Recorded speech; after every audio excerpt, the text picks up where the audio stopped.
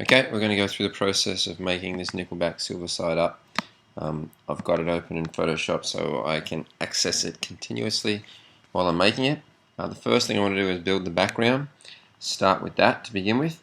You can see, looking at the picture, that it's a combination of some horizontal panels and some scratchiness.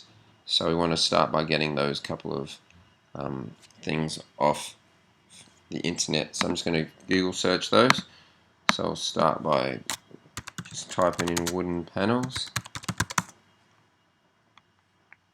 and obviously go to images, and when I search I'm going to make sure that I make my size large if possible, so that way I can make sure I get a decent sized picture.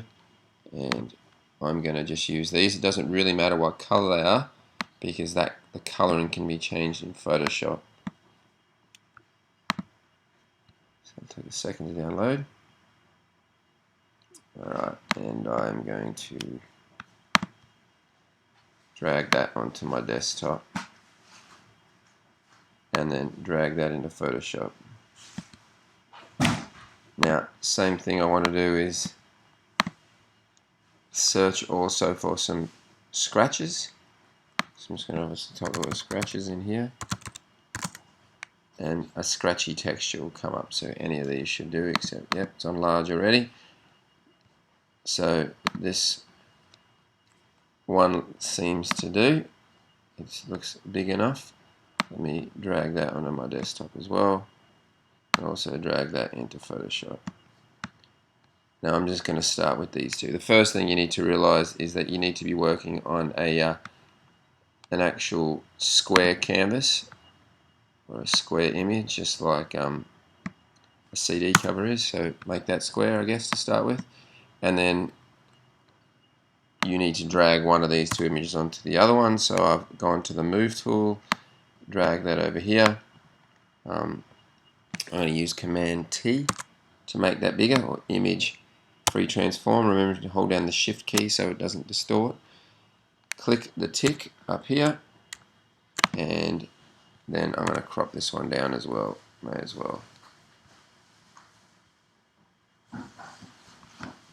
So if I just crop this in here,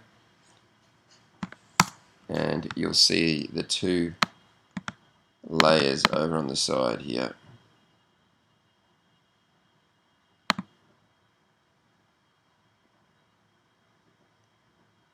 You'll see the two layers over the side here. The scratches are over the top of the paneling. So that doesn't matter, but one thing I do want to do is make sure my paneling is horizontal rather than vertical. So I'm going to just unlock that and then go to image adjustment. So image rotation, and then flip that. Alright, and now it's the right way.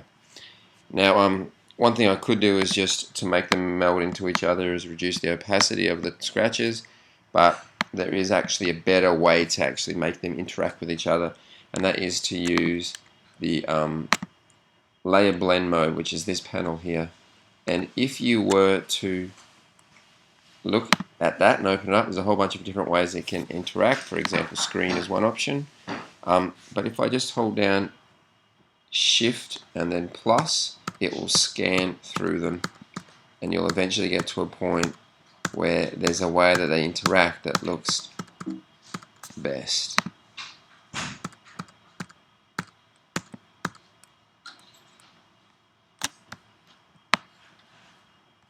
So something like that looks pretty good to start with.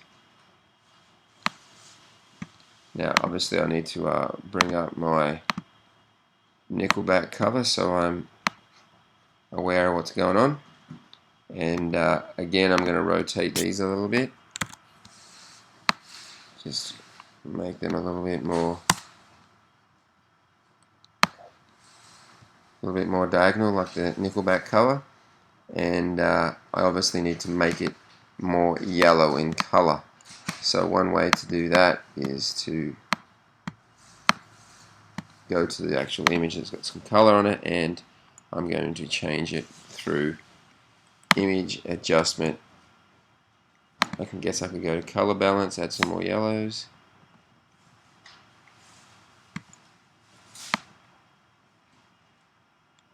And it's heading towards being a lot more like the Nickelback cover there. It's not exactly the same, but it's getting closer. You can mess with colors in other ways too. Image adjustment, hue and saturation. You can mess with that a little bit too. That looks a lot closer there. Just by messing with the color, you can see the way you can get the background to work. So you've got the scratchiness, you've got the panels, you've got the color sort of the same. What you need to do next is build up some of the other features, but I'm going to leave that for a second part of the tutorial.